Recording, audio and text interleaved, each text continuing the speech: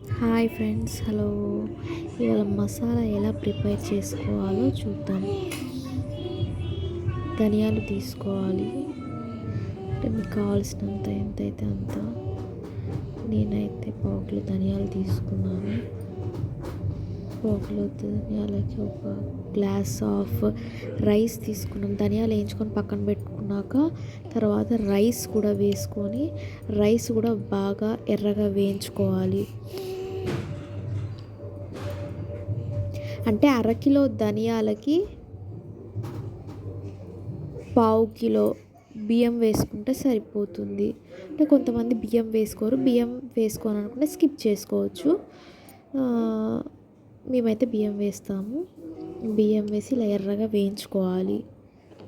నాకు ధనియాలు వేయించుకొని పక్కన పెట్టుకున్నాం కదా, అలాగే బియ్యం కూడా ఇవి వేయించుకొని పక్కన పెట్టుకున్నాక మసాలాకు సంబంధించిన చెక్క, లవంగ, పట్ట, యాలకులు, పువ్వు ఇవన్నీ వేసుకొని బాగా వేయించుకోవాలి. బాగా వేయించుకున్న తర్వాత ఇందాక మనం ఏదైతే వేయించుకున్నామో మసాలా బియ్యం దాంట్లో ఇవి వేసేసుకోవాలి. వేసుకొని చల్లారాక మిక్సీ పట్టుకోవాలి.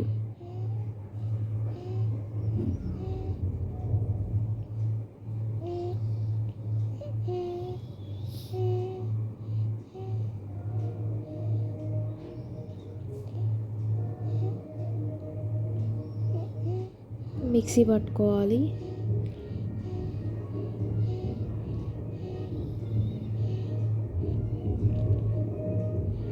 మిక్సీ పట్టుకున్నాక ఇదిగోండి పౌడర్ ఇలా అయింది.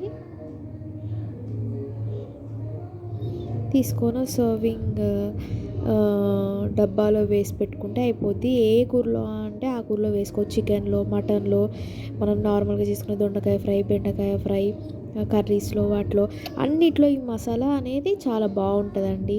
Thank you, bye.